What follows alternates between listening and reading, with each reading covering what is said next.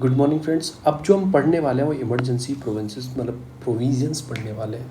इसमें क्या है कि पार्ट 18 के अंदर 352 से लेकर 363 तक इमरजेंसी बताई गई है। इमरजेंसी 3 टाइप की हमारे कॉन्स्टिट्यूशन में मेंशन है। पहला है नेशनल इमरजेंसी, 352 के अंदर है। अब इसमें +4 करोगे तो 356 हो जाएगा। इसके अंदर प्रेसिडेंट रूल है। प्रेसिडेंट रूल कब लगता है? जब failure of the constitution mechanism होता है तब। फिर इसमें 4+ करोगे तो इसमें आता है फाइनेंशियल इमरजेंसी 360। तो अभी तक इंडिया में आज तक फाइनेंशियल इमरजेंसी नहीं लगी है, तो ऐसे आपको याद रखना है।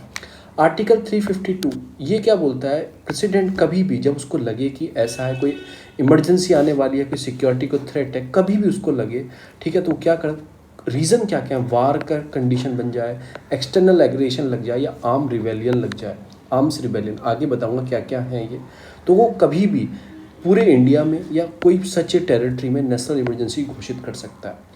पर 352 के अंदर प्रोविजंस है, उसको पास कराना होगा पार्लियामेंट से, क्योंकि उसमें क्या होगा, laid before the house of parliament रखना होगा और पार्लियामेंट को पास करना होगा, विद इन 1 मंथ के अंदर अंदर उसको पास करना होगा।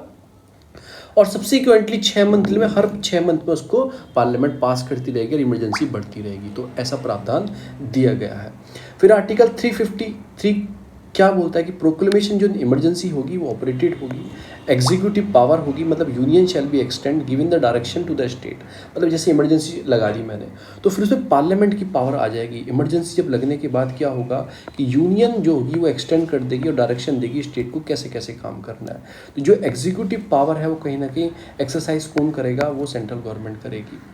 अब उसके बाद क्या है कि एक्सटर्नल इमरजेंसी लगती है। एक्सटर्नल 2 ग्राउंड एक्सटर्नल इमरजेंसी, एक तो वार है और एक्सटर्नल एग्रेशन है, ये आपको याद रखना है। इंटरनल में आर्म रिवेलियन है। 42nd कॉन्स्टिट्यूशन अमेंडमेंट एक्ट जो आया था 1976 में, उसने किया था president had to be limited its operation of national emergency, मतलब कुछ लिमिटेशन कर दी थी प्रेसिडेंट के ऊपर कि वो काउंसिल ऑफ मिनिस्टर के कहने पे ही लगाएंगे, ऐसे कुछ प्रावधान ऐड कर दिए गए थे।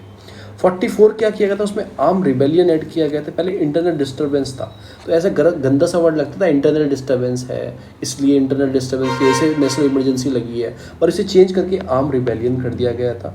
तो ये भी याद रखना है।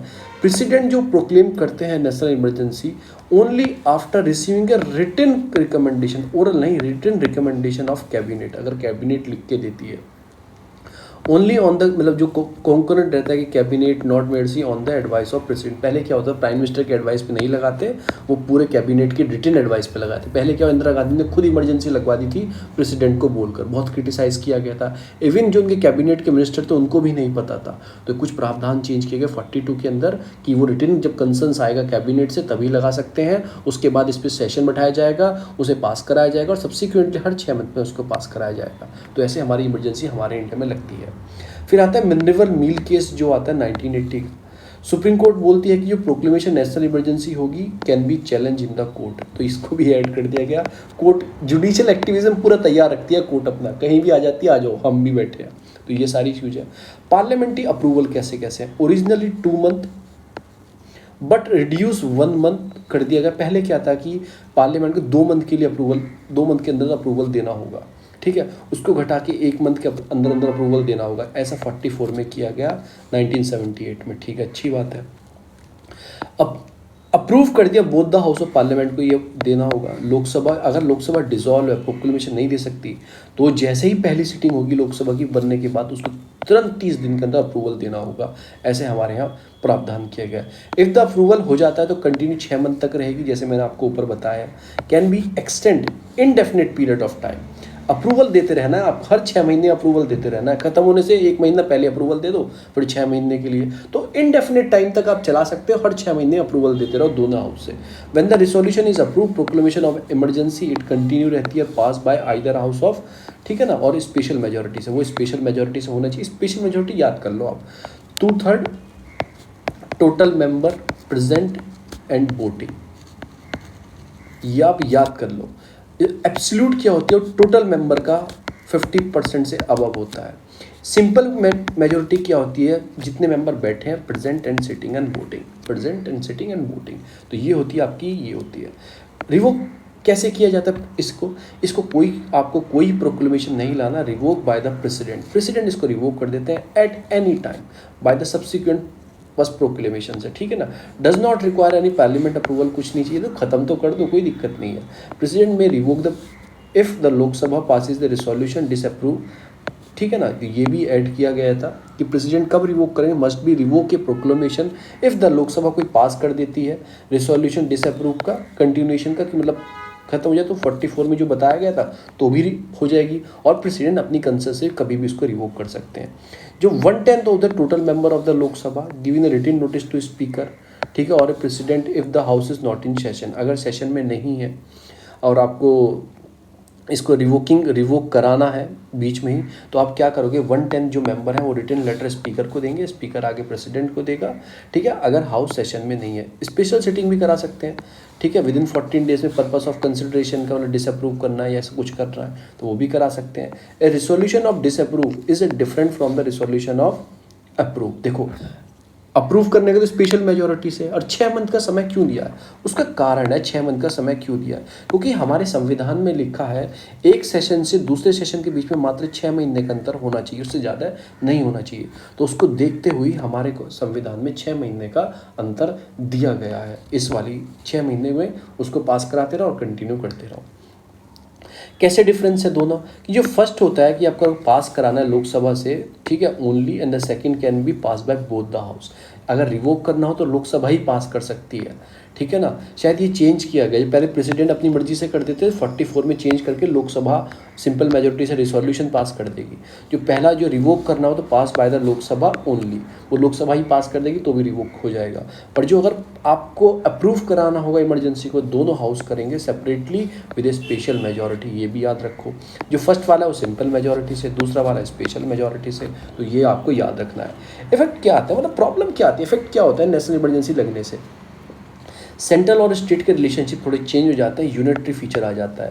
मैंने कहा ना स्पेशल सर्कमस्टांसेस में यूनिटरी हो जाएगा, तो central become the entity to give in executive direction, state manner में भी डायरेक्शन देने लगते हैं। State government brought under the control over central and they thought they not suspend, ये क्वेश्चन पूछा गया था, ये लाइन ही दी गई थी, एग्जिट यही लाइन दी गई थी। मैंने क्वेश्चन प्रीवियस ईयर सॉल्व किया तो उसमें एग्जिट यही लाइन लिखी थी प्रीवियस ईयर में, कि स्टेट गवर्नमेंट तो रहती है पर सारी जो स्टेट गवर्नमेंट है वो सेंटर के अधीन आ जाती है और सस्पेंड नहीं होती है। गवर्नमेंट रहेगी पर अधीन सेंट्रल डायरेक्शन देगा। Parliament become the empower, parliament empower हो जाएगी और वो लॉ बनाने स्टार्ट कर देगी स्टेट लिस्ट के अंदर, तो ये भी आपको याद रखना है। Before the incorporating the 6th month after the emergency ceases to operated, ठीक है ना, तो वो लॉ बनाने स्टार्ट कर देगी। वो मत जानो क्या लिखा था वो। President can issue a ordinance, president ordinance issue start करने का on the state subject. If the parliament is not in session तो प्रेसिडेंट ऑर्डिनेंस लाना स्टार्ट कर देगा, यानी कि वो मान लो वो एक तरह से सेंट्रल के अधीन ही आ जाएगी, पूरा जो सेंटर करता है। जो उसकी कन्फर्ट द पावर है impose the duty of the centre officer authority matter outside the union list, तो मतलब कुछ ड्यूटी इम्पोज करना वो चालू कर देंगे। President can modify the constitutional distribution, जो रेवेन्यू देते हैं सेंट्रल और स्टेट को वो भी मॉडिफाई कर सकते हैं। देखो जैसे फाइनेंशियल कमीशन ने बताया कि इतना इतना देना आप दे रहे हो, पर अगर इमरजेंसी लग गई तो प्रेसिडेंट मॉडिफाई कर सकते हैं कॉन्स्टिट्यूशन, जो डिस्ट्रीब्यूशन किया है रेवेन्यू का स्टेट और सेंटर के बीच में, उसको वो चेंज कर सकते हैं, ज़्यादा भी दे सकते हैं, कम भी कर सकते हैं, वो कुछ भी कर सकते हैं, ये कुछ है। Effect on life and Lok Sabha और स्टेट असेंबली में क्या इफेक्ट पड़ता है। लाइफ ऑफ लोकसभा में भी एक्सटेंड, देखो नेशनल इमरजेंसी अगर लगी हुई है, अगर आपको लगा 5 साल पूरे होने वाले हैं, नहीं, अगर इमरजेंसी लगी हुई है तो क्या करेंगे, नेशनल इमरजेंसी लोकसभा की लाइफ बढ़ा दी जाएगी, नॉर्मल टर्म 5 टर्म से ऊपर चली जाएगी by the law of parliament 1 year at a time, 1 साल तक बढ़ा दी जाएगी, हर टाइम 1 साल बढ़ाती रहेगी जाएगी। Any length of the time, देखो पता नहीं कब तक इमरजेंसी लगे। Can not continue beyond the period of 6 month after emergency ceases, जैसे इमरजेंसी खत्म होगी 6 महीने के अंदर अंदर वो भी खत्म हो जाएगी, ये है। पार्लियामेंट, देखो यहाँ पे पार्लियामेंट में extend the normal tenure of state legislator, यहाँ तो जो लोकसभा की लाइफ है वो एक्सटेंड की जा रही थी नॉर्मली टर्म से, वो तो लिखा हुआ है सब कुछ कैसे कैसे की जाती, एक एक साल बढ़ाया जाता, पर यहाँ पे पार्लियामेंट एक्सटेंड करेगा स्टेट लेजिस्लेचर की 5 ईयर से बढ़ानी है, 1 ईयर ईच टाइम में बढ़ाएगा, सब्जेक्टिव मैक्सिमम 6 मंथ के लिए बढ़ सकती है, जैसी खत्म होगी तो 6 मंथ तक ही रहेगी, उसके बाद इलेक्शन हो गया। जैसे मतलब 5 ईयर का टर्म खत्म हो जाता है, इमरजेंसी लगी हुई तो 1 साल बढ़ा दिया जाएगा, ऐसे किया जाता है। कुछ इफेक्ट ऑफ फंडामेंटल राइट्स पे क्या आते हैं, जैसे ही आपकी नेशनल इमरजेंसी लगती है, आर्टिकल 358 क्या बोलता है, deal with the suspension of the fundamental right under article 19, इनको खत्म कर देता है आर्टिकल 358। 358 लगते ही क्या हो जाता है, 358 अप्लाई हो जाता है और आर्टिकल 19 गो एंड गॉन। इसकी भी एक कंडीशन है, वो आर्टिकल 19 कब खत्म होगा उसमें भी कंडीशन है। 6 फंडामेंटल आर्टिकल 19 के जो दिए गए हैं, ओरिजिनली 7 थे, मैंने ऊपर आपको पढ़ाया भी है, वो सस्पेंड हो जाते हैं, नो सेपरेट ऑर्डर पास करना नहीं पड़ता।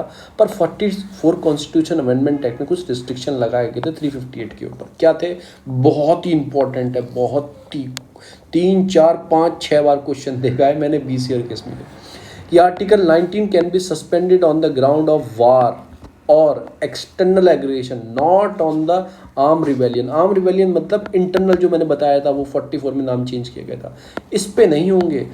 वार हो या एक्सटर्नल एग्रेशन, बाहर से कोई हमला हो तभी हो पाएंगे, वरना नहीं हो पाएंगे। Only those law were be related to the emergency are protected from being challenges, not other law.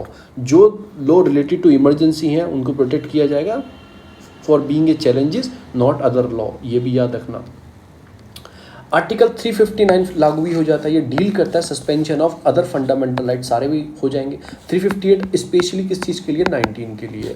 359 सारे के लिए है, सब वो भी खत्म हो जाएंगे सारे फंडामेंटल राइट, एक्सेप्ट 20 और 21 खत्म नहीं होगा। राइट टू लाइफ खत्म नहीं कर सकते आपकी, तो वो हमेशा रहेगा। आर्टिकल 20 कमेंट में आपको बताना है ये क्या है। अथॉरिटी क्या है कि president suspend the right to move any court for the enforcement of the fundamental right. President क्या कर सकता है, सस्पेंड कर सकता है। आप किसी कोर्ट में जाना चाहे, आपके फंडामेंटल राइट वायलेशन हुआ, आप आर्टिकल 32 से या आर्टिकल 226 से हाई कोर्ट में या सुप्रीम कोर्ट में जाना चाहते हैं, वायलेशन है, तो वो प्रेसिडेंट क्या कर देंगे, सस्पेंड कर देंगे, किसी हाई कोर्ट में आप नहीं जा सकते।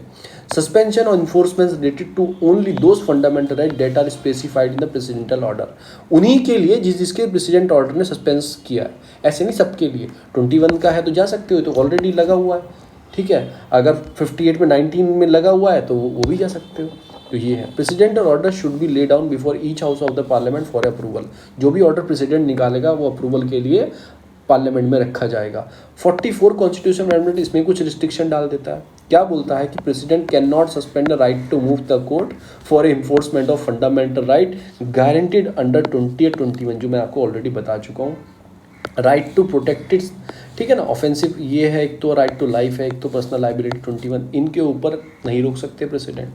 Only those law which are related to the emergency protective being challenge, उन्हें ही रोक सकते हैं जो लॉ इमरजेंसी के लिए, और दूसरे लॉ को नहीं रोक सकते प्रेसिडेंट। तो ये कुछ सारी चीज़ें हैं। अब ये अंतर क्या है 358 में और 359 में, ये भी इन्होंने एक्सप्लेन किया। 358 कन्फाइन करता है फंडामेंटल राइट अंडर आर्टिकल 19, जो मैंने आपको बताया। 59 सबके लिए करता है, ठीक है। ये इन्फोर्स सस्पेंड किए जाएंगे प्रेसिडेंट ऑर्डर से, ये आपको याद रखना है।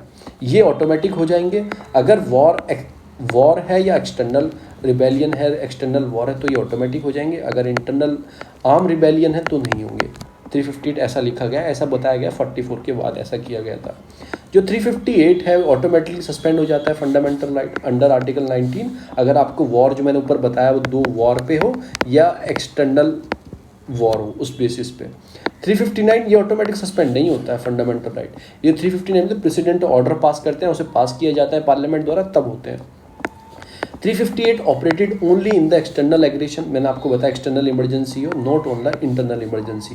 देखो इंटरनल इमरजेंसी बोलते हैं इसे, एक्सटर्नल बाहरी से बाहर युद्ध हुआ या अंदर, तो 358 only in the case of external emergency में होते हैं। 359 on the other hand operated in the case of both, ये दोनों में केस में ऑपरेट होता है। जैसे किसी भी केस में लगेगी, नेशनल इमरजेंसी लगी चाहे इंटरनल में लगी, तब भी सस्पेंड होगा। जैसे ही जो प्रेसिडेंट ऑर्डर पास करेंगे फिर वो पास हो जाएगा, आपके fundamental right go and gone हो जाएंगे। 358 suspend the fundamental right under article 19, entire नहीं करता, पूरी इमरजेंसी तक सस्पेंड रहेंगे अगर 2 कंडीशन पे लगी है, एक्सटर्नल इमरजेंसी है तो। 359 सस्पेंड करता है, इन्फोर्स करता है fundamental right to for a period of specified by the president. जो प्रेसिडेंट शॉर्टलिस्ट करते हैं वही होते हैं। 358 एंटायर कंट्री में एक्सटेंड होता है, मतलब पूरी कंट्री के आर्टिकल 19 गायब हो जाएगा अगर एक्सटर्नल वॉर है तो। 359 में भी एक्सटेंड एंटायर कंट्री और पर्टिकुलर पार्ट में भी लग सकता है। 358 जो है वो सस्पेंड करता है आर्टिकल 19 को कम्प्लीटली। 359 जो ये does not empower the suspension of, पूरे नहीं करता, उसमें बच जाते हैं 20 और 21 रह जाते हैं। 358 जो एनेबल करता है स्टेट को टू मेक एनी लॉ और take any executive action inconsistence with the fundamental right under article 19। तो ये स्टेट को क्या बोलते हैं, make any law, take any executive action inconsistent with the fundament. 359 क्या बोलते हैं, एनेबल करता है लॉ को to make any law, take any executive consistent those fundamental right those are enforce in suspended by the president. मतलब जैसे right to speech है, ख़त्म हो गया, आर्टिकल 358 से ख़त्म हो गया, तो आपकी वो आवाज़ को दबा सकते हैं। तो आप तब नहीं बोलोगे खड़े होके कि मेरी आवाज़ दबोगे दोबारा आर्टिकल 19 है, तो ख़त्म है भाई, घर जा, आपने क्या कर रहा है यहाँ से। सिमिलरिटी बिटवीन क्या है 358 में 359 को सिमिलरिटी है, provide immunity from the challenge only those law which are related to the emergency not other law, executive action take only under such law in the protected of both. तो ये सारी चीज़ आपको याद रखनी है। डिक्लेरेशन मेड सो फार कैसे हुआ, 1962 में लगी नेशनल इमरजेंसी, चाइना से युद्ध हुआ था, 71 में लगी पाकिस्तान से हुआ था, 75 में लगी प्रिजनर वॉर भी बोलते हैं जो बांग्लादेश बना था, सॉरी 71 में बना था, 75 में दोबारा युद्ध हुआ था। तो ये जो इतनी सारी वॉर हुई तो लगी, ठीक है। अब आता है प्रेसिडेंट रूल, जब आपका कॉन्स्टिट्यूशनल फेलियर हो तो तब प्रेसिडेंट रूल को कहीं ना कहीं अप्लाई किया जाता है। आर्टिकल 355 है और 356 में मैंने बताया ना 352 आपकी नेशनल इमरजेंसी +4 कर दो, इसमें 356 हो जाता है आपका प्रेसिडेंट रूल, +4 कर दो, इसमें 360 हो जाता है फाइनेंशियल जो इमरजेंसी हो जाती है। 355 बोलता है central ensure that the government of every state is carry according to the provision of constitution. ये सेंटर देखता है, प्रेसिडेंट नहीं देखता, ये याद रखना। 356 क्या बोलता है, centre take over the government of the state, state emergency लगा सकता है, constitutional emergency. Take over the government of the state मतलब सेंटर क्या स्टेट की गवर्नमेंट अपने हाथ में ले लेगा, ऐसी पावर है। तो ग्राउंड है, किस ग्राउंड पे, एम्पावर करता है प्रेसिडेंट को टू इशू द प्रोक्लेमेट कर सकता है, एक्ट कर सकता है, रिपोर्ट कर सकता है गवर्नर को, रिपोर्ट ऑफ द गवर्नर ले सकता है कि स्टेट और अदर स्टेट मतलब ये ढंग से काम कर रहे हैं नहीं कर रहे। प्रेसिडेंट स्टेट फेल हो जाती है कंप्लाई करने में जो डायरेक्शन सेंट्रल देती है, अगर वो भी फेल हो रही है तो भी इमरजेंसी, सेंट्रल ने बोला भाई ये पीएम किसान स्कीम है, स्कीम छोड़ो, स्कीम तो कोई स्टेट अप्लाई नहीं करते, बोल रहा ऑलरेडी है कि भाई ये ऐसा है, यहाँ पे इन वाली जनजातियों के लिए ये काम होना है, इनके राइट्स के ऊपर बात है ये, पर वो सेंट्रल स्टेट डायरेक्शन नहीं मानता, कोई डायरेक्शन उनको करे। तो आर्टिकल 365 देखो 356 है ना प्रेसिडेंट रूल, इसको उल्टा कर दो 365 कर दो, तो ये इसी से रिलेटेड है प्रेसिडेंट रूल से। अगर प्रेसिडेंट को लगे गवर्नर से रिपोर्ट लेगा स्टेट ढंग से काम नहीं कर रही है या फिर स्टेट फेल हो जाती है सेंट्रल के डायरेक्शन में, तो 2 ग्राउंड बेसिस पे आप वहाँ पे प्रेसिडेंट रूल लगा सकते हैं।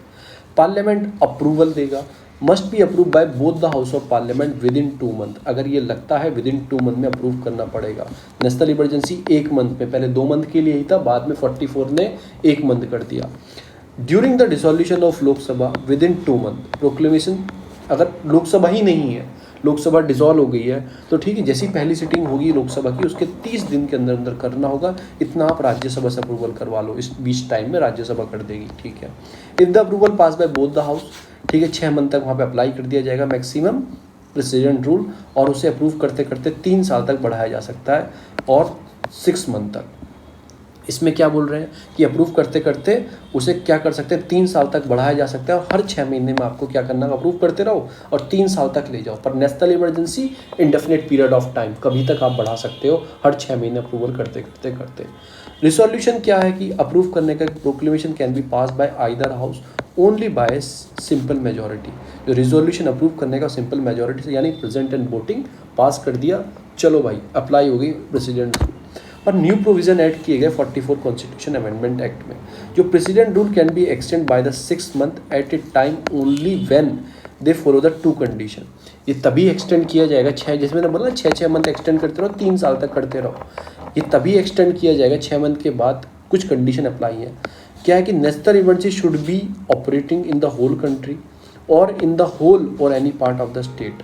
अगर प्रेसिडेंट रूल भी लगा हुआ है किसी स्टेट में और पूरे सेंट्रल में नेशनल इमरजेंसी लगी हुई है या किसी पार्ट में नेशनल इमरजेंसी लगी हुई है, तो आप एक्सटेंड कर सकते हो प्रेसिडेंट रूल को, ये पहली कंडीशन है 6 महीने से ज़्यादा।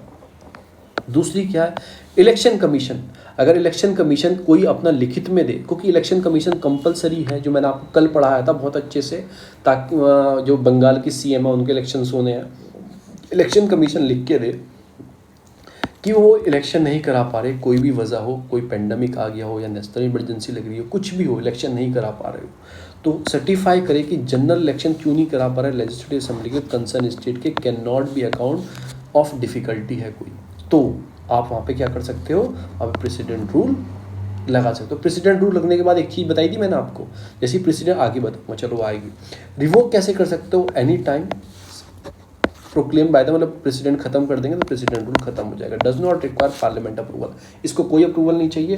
पर नेशनल इमरजेंसी को पहले कोई अप्रूवल जरूरत नहीं थी, बाद में 44 ने एक कंडीशन ऐड कर दी कि लोकसभा, आपकी लोकसभा ओनली अप्रूव करेगी सिंपल मेजोरिटी से। अगर सेशन में नहीं है, जो उसके कुछ 110 जो मेंबर हैं वो स्पीकर को लिखित में देंगे, स्पीकर प्रेसिडेंट को देगा और वहाँ वो हटा दी जाएगी, तब ये कंडीशन है। कॉन्सिक्वेंसेस क्या है प्रेसिडेंट रूल लगने के बाद, जैसे ही प्रेसिडेंट रूल अप्लाई होगा, it take away the function of the state के सारे फंक्शन ले लेता है। गवर्नर की पावर और एग्जीक्यूटिव अथॉरिटी कुछ इनमें चेंजेस आते हैं। जैसे ही डिक्लेयर होगी स्टेट की लेजिस्लेटिव अंडर पार्लियामेंट के अंडर आ जाएगी, वो लॉ बनाना स्टार्ट कर देगा। सस्पेंशन हो जाएगा कॉन्स्टिट्यूशन प्रोविंसेस सब चीज़, डिसमिस हो जाएगा स्टेट ऑफ काउंसिल मिनिस्टर। पर नेशनल इमरजेंसी में ऐसा कुछ नहीं हुआ था, कोई गवर्नमेंट सस्पेंड नहीं हुई, गवर्नमेंट भी वर्क कर रही थी, पर टेक ओवर सेंट्रल गवर्नमेंट ने कर लिया था।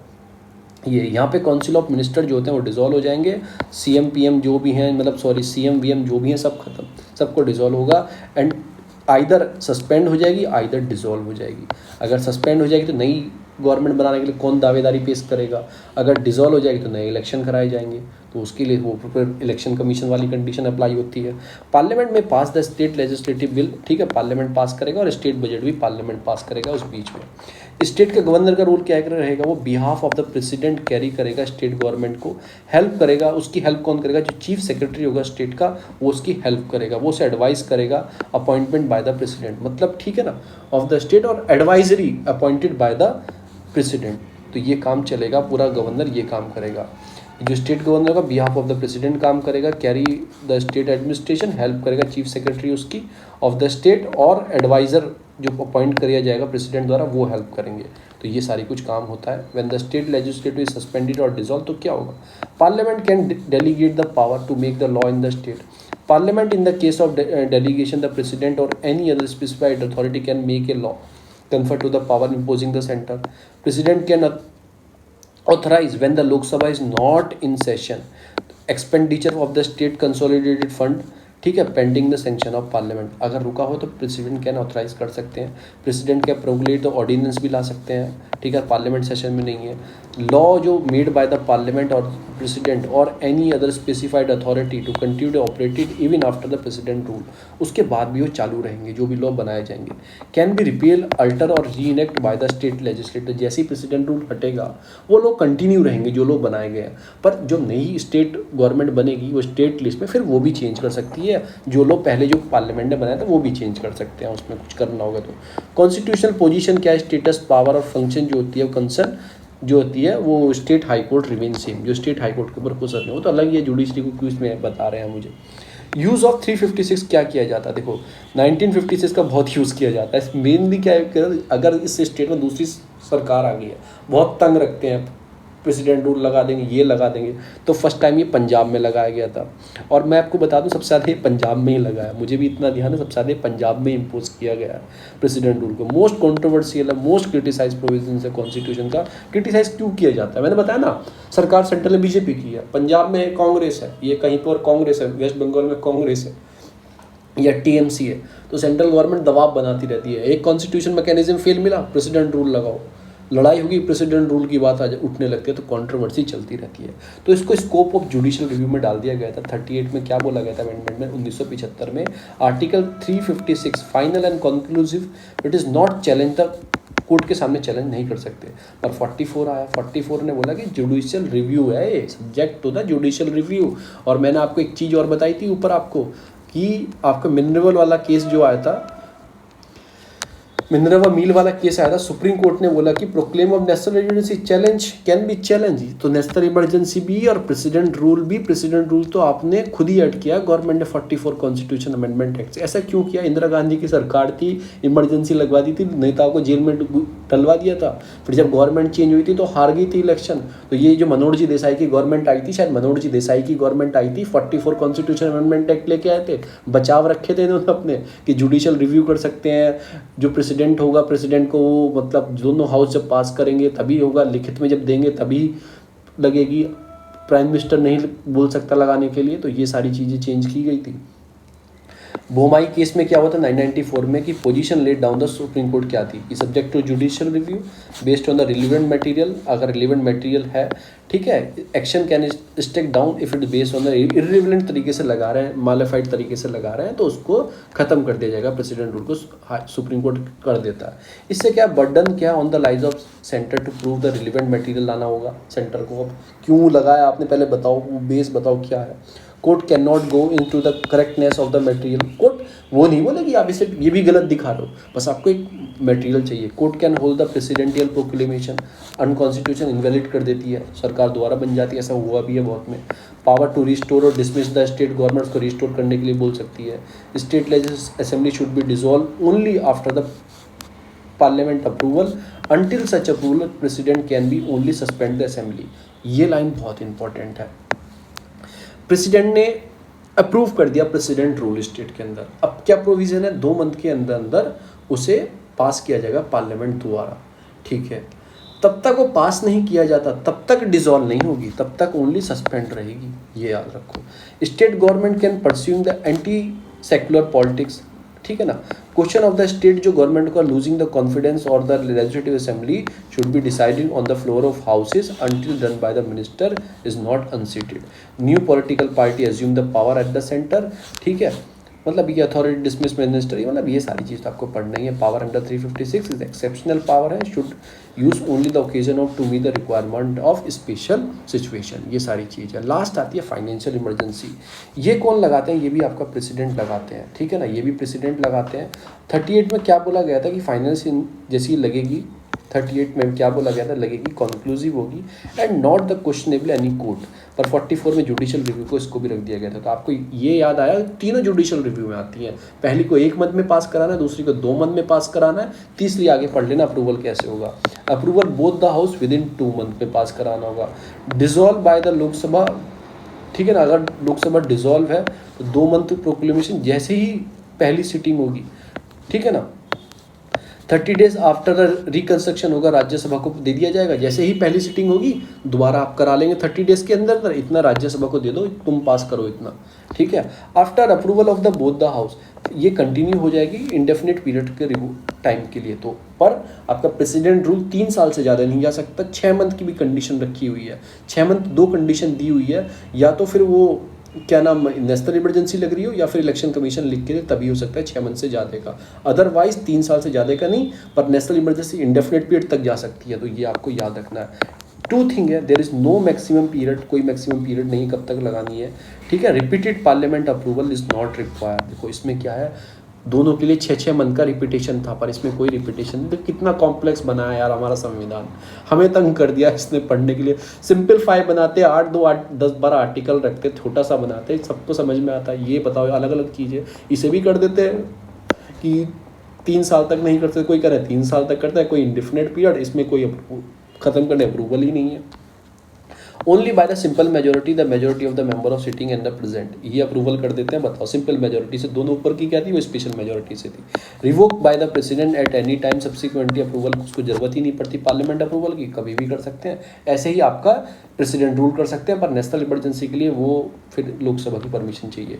इफेक्ट क्या पड़ता है फाइनेंशियल, भैया सबकी सैलरी काट दी जाएगी। इसमें आगे बताऊंगा कि रिड्यूस द सैलरी अलाउंसेस, सबकी सैलरी, कितने भी स्टेट के आदमी रिजर्व, मतलब सारे मनी बिल को रिजर्वेशन जो है सब पे, मतलब सब पे असर जाएगा। प्रेसिडेंट की भी सैलरी कटने का संविधान वो रहता है इसमें कि other financial bill consider the president check करेंगे after their passage the legislative state, जो भी स्टेट पास करेगी बिल वो सब देख के चेक पास किए जाएंगे। प्रेसिडेंट भी इशू द डायरेक्शन, रिड्यूस कर सकता है सैलरी अलाउंस, किसी सबकी सर्विंग और यूनियन के जज वज सबकी सैलरी कटफिट इसमें कर दी जाएगी, ये भी याद रखना है।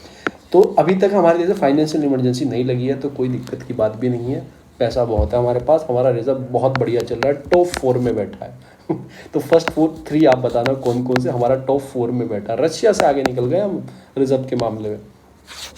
क्रिटिसाइज़ किया जाता है बहुत बार, नेशनल इमरजेंसी को क्रिटिसाइज़ भी किया जाता है। कितना लंबा चैप्टर है, चलो आगे स्पीड में चलेंगे। आगे थोड़ा जो थ्योरी आ जाएगी, थ्योरी पोर्शन आ जाएगा।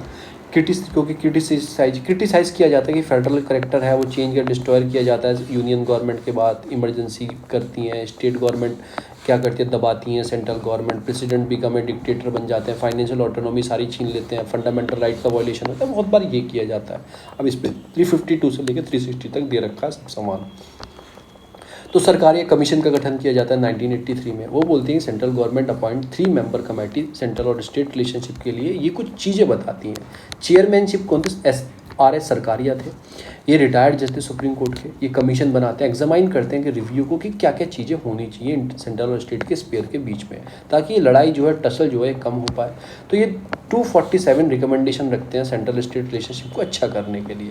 सबसे पहली बात बोलते हैं इंटर स्टेट काउंसिल को डेवलप किया जाए, ठीक है ना। जो मैंने आपको पढ़ाई थी वो नॉन परमानेंट कॉन्स्टिट्यूशनल जो बॉडी थी, इसको परमानेंट किया जाए, ठीक है ना। ये नॉन परमानेंट कॉन्स्टिट्यूशनल बॉडी थी, इसको परमानेंट किया जाए, जो आर्टिकल 363 के अंदर थी।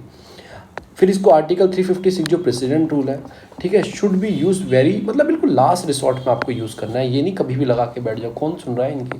जो ऑल इंडिया सर्विसेज को अबॉलिश कर दो, ठीक है, और क्या हमारे घर बटा दो अभी। Should be further strengthening some of the more services should be created, इसको अबॉलिश करने की बात की थी इन्होंने। तो रेसिड्यूरी पावर है वो किसके पास भेज दो? वो स्टेट को दे दो। जो रेसिड्यूरी पावर है वो स्टेट के पास भेज दो, ठीक है। The president should be assigning the state bill. The reason communication of the state government बताना चाहिए। जो नेशनल डेवलपमेंट काउंसिल है शुड बी रीनेम, उसको रीनेम करके ये कर दो। पता नहीं सरकार ने कुछ नहीं किया था। जोनल काउंसिल जो है कॉन्स्टिट्यूट कर दो, ये फ्रेश तरीके से बनाओ। Central should be power to deploy the arm force, मतलब ठीक है, कंसर्न करो पहले आर्म फोर्स डिप्लॉय करने से पहले स्टेट के अंदर। सेंट्रल शुड बी कंसल्ट करो कि लॉ के साथ सब्जेक्टिव कॉन्करेंट लिस्ट में क्या क्या कर रहे हैं, स्टेट के साथ पहले कंसल्ट करो उसमें कुछ चेंज करने से पहले। मुंह उठा के अपने आप मत कर दो। जो प्रोसीजर है कंसल्ट करने का, चीफ मिनिस्टर अपॉइंट करो, गवर्नर को अपॉइंट करो, सबके मिलकर पहले बात करो, फिर कुछ बात देखो।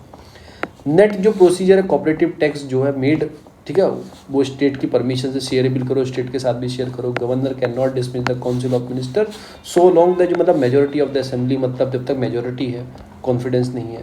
गवर्नर जो टर्म है उसका 5 year in the state should not be disturb the except some of the external compliance of the region. No, जो commission should be inquiry to be set up against the state. जो surcharge है, जो income tax आप ले रहे हो, not be lift on the central except तब तक स्टेट का कुछ ना हो, ये ना हो। तो इसमें क्या बताया गया, सारी जो चीज़ें थी वो स्टेट के फेवर में बताई गई। तो सेंट्रल गवर्नमेंट कहती है पल बुढ़वा क्या लेके आया है। तो 3 लैंग्वेज फॉर्मूले की बात करी, ट्रू स्प्रिट है, ठीक है। No autonomy in the radio and television but decentralise the, उसको भी डिसेंट्रलाइज कर दो कि ये रेडियो टेलीविजन की पावर भी स्टेट को दो।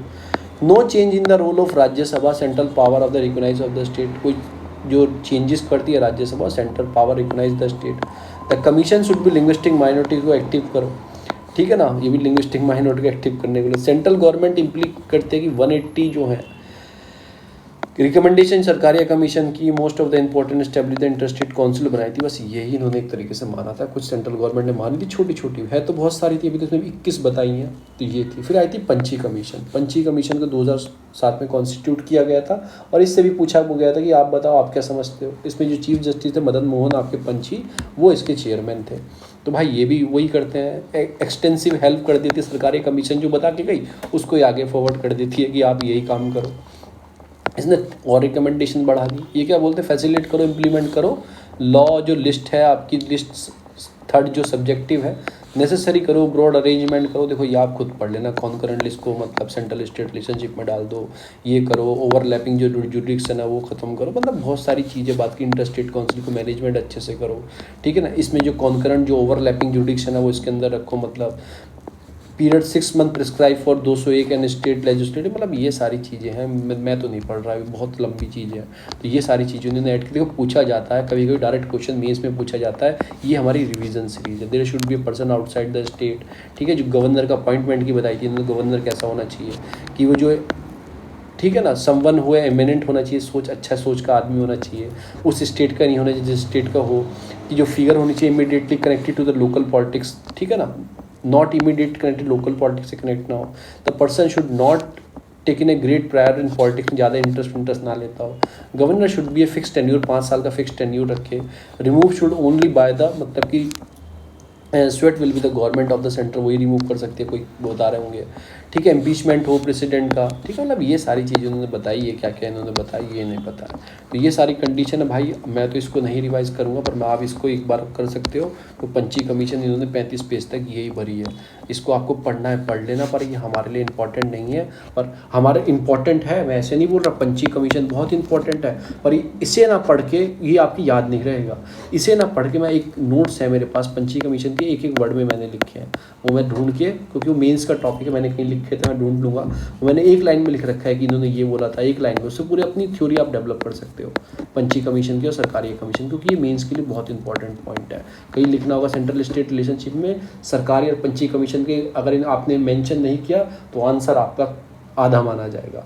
तो ये ऐसे हम पढ़ेंगे। तो यहीं पे मैं स्टॉप करता हूँ इसको। जो नेक्स्ट चैप्टर स्टार्ट होगा वो होगा आपका प्रेसिडेंट स्टार्ट होगा। आज कोशिश करूँगा 70 पेज ख़त्म करने की, और कल परसों तक ये पॉलिटिक ख़त्म, और हम एक नई चीज़ स्टार्ट करेंगे उसकी जगह एंशिएंट और मिडिवल। जो जो कच्चे पार्ट है ना मेरे, वो मैं कवर कर रहा हूँ कि आपके साथ रिवाइज हो जाए। फिर मैं इसकी वीडियो देख लेता हूँ 1.5 या 2 लगा के, वो मेरी याद हो जाता है। ऑडियो के रूप में सुनता रहता हूँ, मेरी वॉइस है, ऑडियो के रूप में सुनता रहता हूँ, इसलिए मैं वीडियो बनाता हूँ।